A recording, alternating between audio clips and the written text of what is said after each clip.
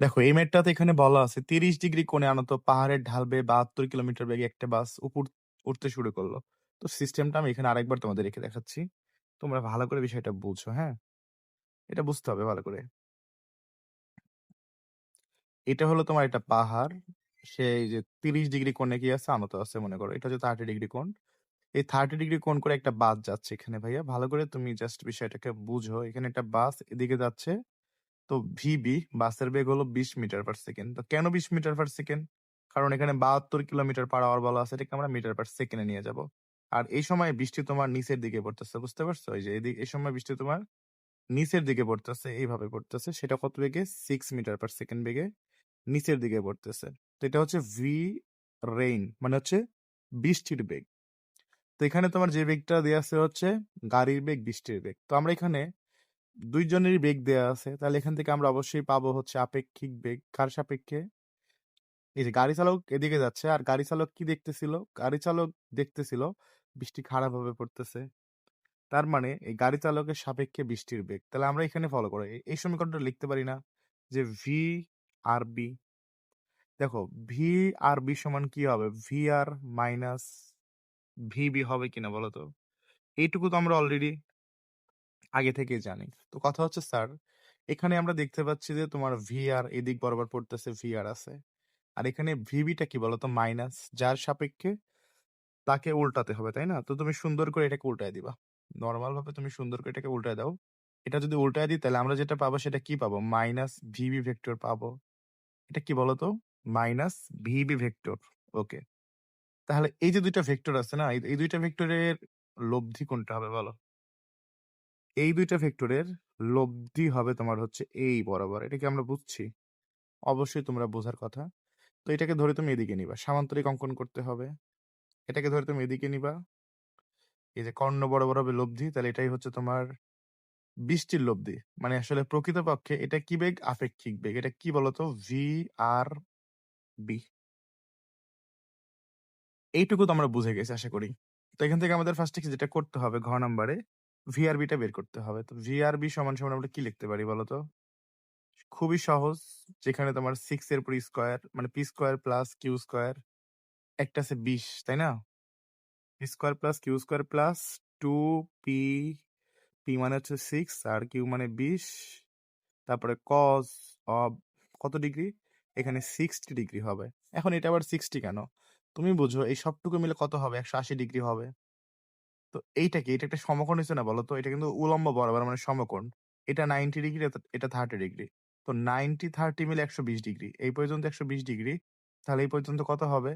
120 এর সাথে আরো 60 যোগ করলে 180 হয়। তো এই জন্য আমরা ধরলাম না, বের করে নিলাম এটা হচ্ছে 60 ডিগ্রি। তো এখান থেকে যদি তুমি ক্যালকুলেশন করো, যেটা বেগের মান আসবে সেটা হচ্ছে তোমার 23.57 মিটার পার সেকেন্ড। এইটুকু আশা করি তোমাদের কারো বুঝতে কোনো সমস্যা হয় নাই, বা সমস্যা হওয়ার কথা না, তাই না? তো আমরা পুরা সিনারিটাকে আর এখানে আরেকবার অঙ্কন করি। তোমরা এতগুলো চিত্র অঙ্কন করবে না, তোমরা জাস্ট একটা অঙ্কন করলেই হয়ে যাবে। তোমাদের বোঝানোর জন্য আমি সিনারিগুলো আরেকবার অঙ্কন করতেছি। ওকে, দেখো এভাবে ধরো, এভাবে বৃষ্টি পড়তেছিল এই দিক বরাবর। আর তোমার হচ্ছে এখানে কি ছিল বলতো? এদিক এদিক বরাবর বাসটা চলতেছিল। এটা ছিল ভিবি। তো এটাকে উল্টায় দিলে আমরা কি পাইছিলাম বলো? এই বরাবর কি পাইছিলাম? একটা এই দুইটা ভেক্টরের লব্ধি পাইছিলাম, তাই না? এই যে দেখো, এই যে লব্ধি ছিল এইটা। এই বিষয়টা তোমার অবশ্যই বুঝতে পারছো, এটা কি ছিল? লব্ধি ছিল। তো ভাইয়া এখন একটা বিষয় ভালো করে ফলো করো। এবার তোমাকে যেটা বলছে আগের হিসাব বাদ দাও, এবার নতুন করে দেখো। এখানে কোশ্চেনে আরো কিছু কথা বলছে যে বায়ু প্রবাহের দরুন বাস চালাক।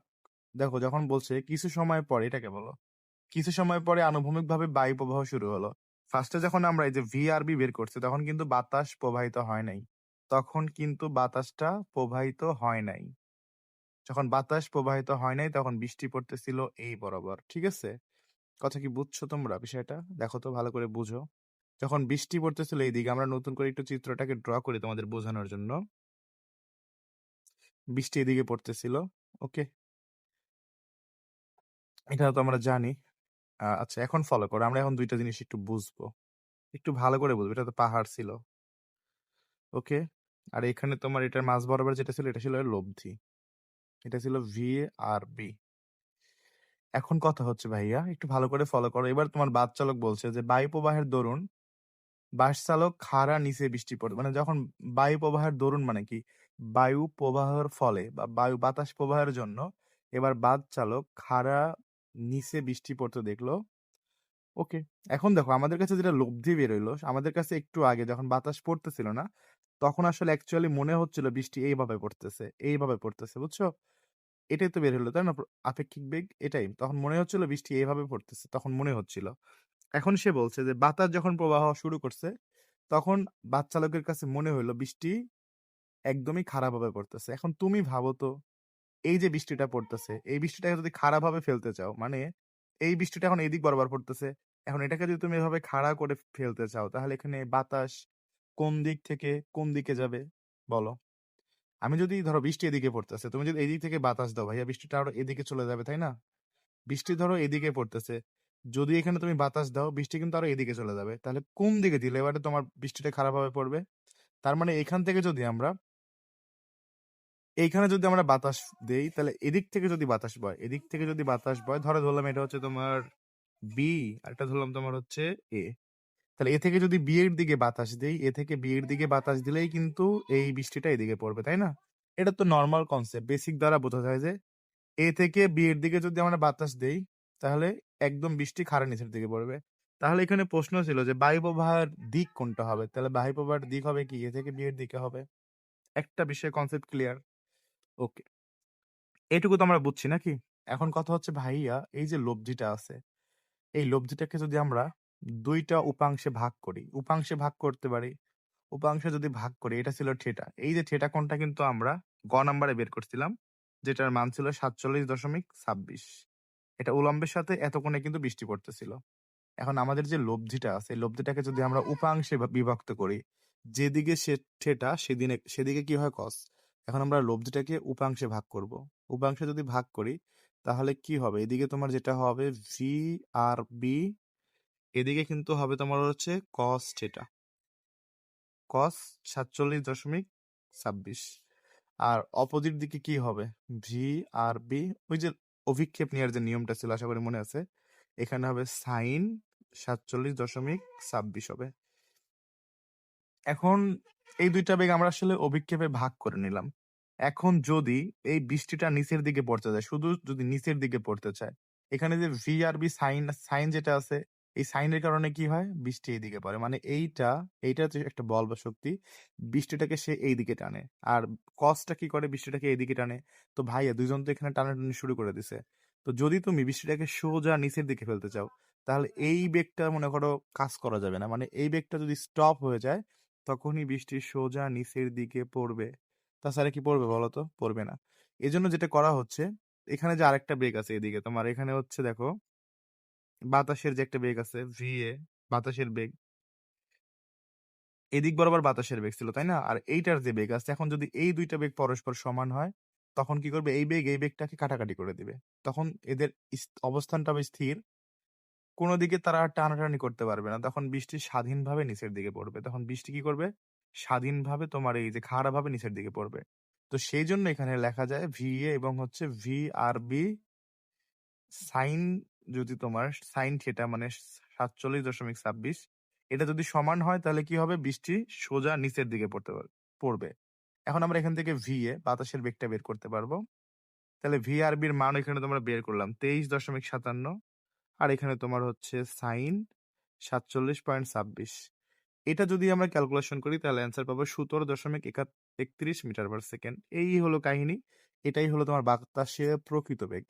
তো পুরা ঘটনাটা আশা করি তোমরা বুঝে গেছো। এইখান থেকে আমি আর একটাবার বলি, তোমাকে এখানে বলছে যে যদি বাতাস প্রবাহের ফলে সে কি কি দেখতেছিল, যে দেখলো খারাপভাবে বৃষ্টি নিচে পড়তেছে। বাট আমরা একটু আগে যেভাবে লব্ধিটা বের করলাম, তখন সেই অনুসারে বৃষ্টি কিন্তু এই বরাবর পড়তেছিল। এখন কথা হচ্ছে এই বৃষ্টিটাকে যদি আমরা খাড়া করে নিচের দিকে ফেলতে চাই, তাহলে কি করতে হবে? বাতাস এই বরাবর বাতাস বইতে হবে। এই বরাবর যদি বাতাস আসে, তাহলেই সেই বৃষ্টিটা সোজা নিচের দিকে পড়বে।